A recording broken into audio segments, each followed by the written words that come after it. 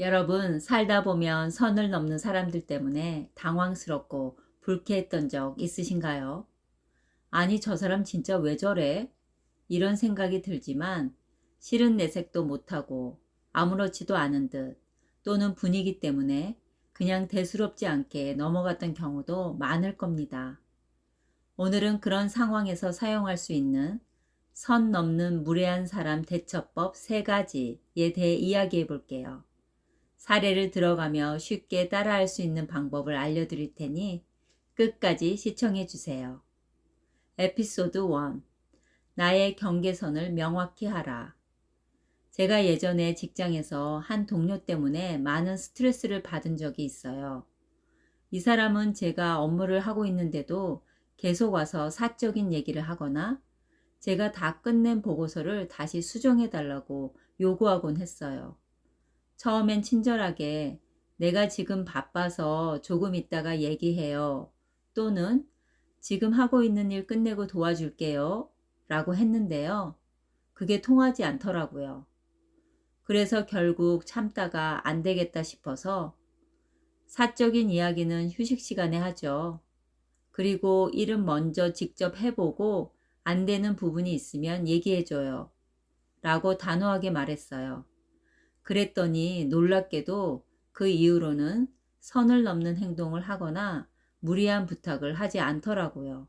무례한 사람들은 이처럼 내가 명확히 선을 긋지 않으면 계속해서 선을 넘어옵니다. 상대에게 단호하지만 예의 있게 내 생각을 분명하게 표현하는 것이 필요합니다.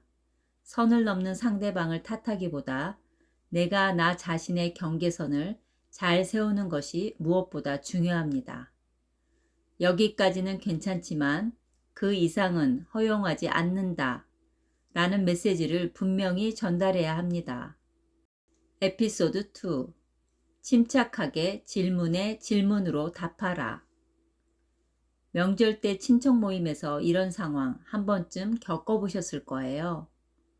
너 아직도 결혼 안 했어? 또는 너는 언제 취업할 거니? 이런 무례한 질문이 쏟아지곤 하죠. 그때 이렇게 대답했어요. 왜 그런 게 그렇게 궁금하세요? 그러자 질문했던 친척이 당황하면서 그냥 궁금해서 물어보는 거지 라고 얼버무리고 다시는 그렇게 무례한 질문을 하지 않더라고요. 상대방의 질문에 역으로 질문을 하면서 상대방이 스스로 자신의 말이 무례했음을 깨닫게 만드는 방법이에요. 침착하게 되묻는 것은 감정적으로 대응하지 않으면서도 상대의 선 넘는 행동을 깨닫게 하는 효과가 있습니다. 왜 그렇게 생각했어? 또는 그건 왜 물어보는 건가요? 같은 질문을 사용해 보세요. 에피소드 3. 계속해서 선을 넘는다면 상대에게 거리를 두어라. 예전에 저에게 친구가 한 명 있었는데요. 이 친구는 자꾸 저를 은근히 깎아내리는 말을 하곤 했어요. 처음엔 장난인가? 하고 같이 웃어 넘겼지만 반복되다 보니 불쾌하고 상처가 되더라고요. 어느 날 제가 진지하게 너가 이런 말을 할 때 나 기분이 상하고 상처가 돼 라고 말했어요. 그런데 이 친구는 왜 그렇게 예민하게 받아들여? 라며 오히려 저를 탓하고 제 감정을 무시했어요. 그 순간 깨달았어요. 그 친구와의 관계는 나에게 독이 된다는 것을요. 그 이후로 저는 점점 그 친구와의 만남을 줄이고 거리를 두기 시작했어요. 그랬더니 신기하게도 제 마음이 훨씬 편해지고 그 친구도 예전보다 선을 넘는 횟수가 조금씩 줄어들었어요.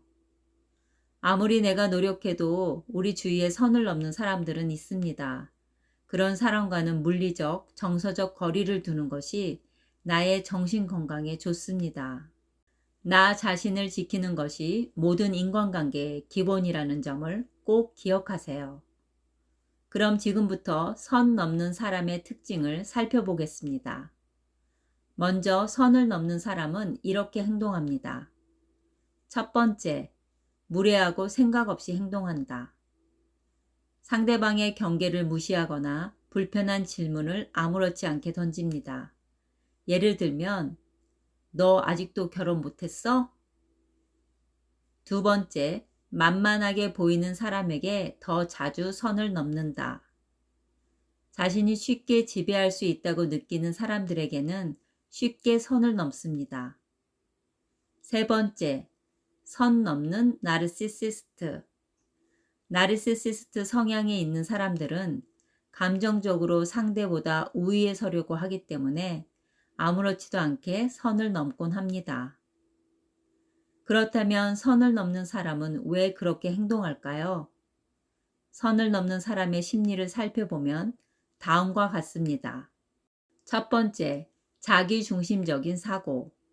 타인의 감정이나 상황을 배려하지 않는 이기적인 자기중심적 사고를 갖고 있기 때문입니다. 두 번째, 상대가 반응하지 않을 거라는 믿음. 자신이 더 강하다고 믿고 약해 보이는 상대의 경계를 존중하지 않습니다. 세 번째, 감정적 자극을 즐깁니다. 특히 선을 즐겨 넘는 나르시시스트는 상대방의 반응에서 우월감을 느낍니다. 다음은 선 넘는 사람 대처법에 대해 이야기해 보겠습니다. 첫 번째, 화내지 말고 차분하게 대처하라. 상대의 무례한 행동에 화내기보다 차분하게 말하세요. 예를 들면, 그건 사적인 질문이라서 말하기 좀 곤란한데요. 우리 다른 얘기 할까요? 두 번째, 만만하게 보이지 않게 단호함을 보여라. 단호한 목소리가 중요합니다. 자신감 있는 목소리와 태도로 말하세요. 예를 들면, 그건 제가 알아서 할 테니 더 이상 언급하지 않았으면 좋겠어요. 세 번째, 경계를 명확히 설정하라. 상대에게 명확히 나의 경계를 알려주세요. 예를 들면, 이게 지금 제가 할 수 있는 최선입니다. 제 상황을 존중해 주세요. 우리는 알게 모르게 서로의 선을 넘는 순간들이 있습니다. 친구 사이든 가족 간이든 동료와의 관계든 우리는 종종 상대방의 마음에 깊이 새겨진 경계선을 모르고 넘어서곤 합니다. 이런 순간은 인간관계에서 흔히 일어나는 일이지만 그 의도가 악한 것이 아니라면 우리는 이를 지혜롭게 풀어나갈 수 있는 방법을 찾아야 합니다. 선을 넘는 행동은 꼭 악의적이거나 의도적인 것이 아닐 수 있습니다. 예를 들어 친한 친구의 농담이 의도치 않게 상처를 줄 수도 있고 선의로 한 충고가 상대방에게는 지나친 간섭으로 느껴질 수도 있습니다. 이런 상황에서 중요한 것은 서로의 의도를 이해하려는 노력입니다. 상대방이 왜 그런 말을 했는지 또는 왜 그런 행동을 했는지에 대해 좀 더 열린 마음으로 접근해야 합니다. 다음은 지혜롭게 관계를 유지하는 방법에 대해서 알아보겠습니다. 첫 번째, 서로의 경계에 대해 존중하는 태도가 필요합니다. 경계는 개인의 가치관, 감정, 그리고 삶의 방식에서 비롯됩니다. 따라서 우리가 아무리 친밀한 관계라고 해도 상대방이 중요하게 여기는 것들을 무시하거나 침범하지 않도록 주의해야 합니다. 두 번째, 자신의 감정을 솔직히 표현하되 상대방을 비난하지 않는 대화법을 익혀야 합니다. 너는 왜 항상 이렇게 해? 라는 식의 말은 방어적인 반응을 유발할 수 있습니다.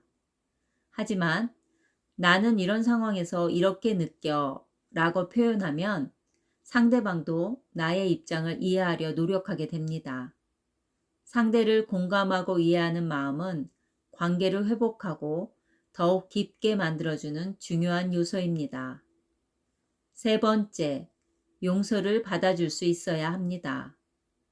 누군가 나의 경계를 넘어섰다고 해서 그 사람과의 관계를 끝내는 것이 항상 정답은 아닙니다. 상대방이 자신의 잘못을 인정하고 사과한다면 우리는 그것을 받아들일 수 있어야 합니다. 용서는 상대방을 위한 것이기도 하지만 결국 우리 자신을 위한 것이기도 합니다. 용서를 통해 우리는 마음의 짐을 덜고 더 건강한 관계를 만들어갈 수 있습니다. 마지막으로 우리 자신도 다른 사람의 경계를 넘어서는 실수를 저지를 수 있다는 점을 항상 기억해야 합니다. 이러한 깨달음은 우리를 겸손하게 하고 다른 사람들의 실수를 더 관대하게 받아들이게 만들어줍니다. 어느 인간관계도 완벽할 수 없으며 그 불완전함 속에서 우리는 서로를 이해하고 성장해 나갑니다. 오늘은 선을 넘는 사람들을 대처하는 방법에 대해 이야기해 봤습니다. 무례한 행동에 화내기보다 지혜롭게 대응하고 자신의 경계를 존중받을 수 있도록 명확한 경계선을 세우며 살아가는 것이 필요합니다. 무례한 사람을 대처하는 여러분만의 방법이 있다면 댓글로 공유해 주세요. 마인드 프레시였습니다. 시청해 주셔서 감사합니다.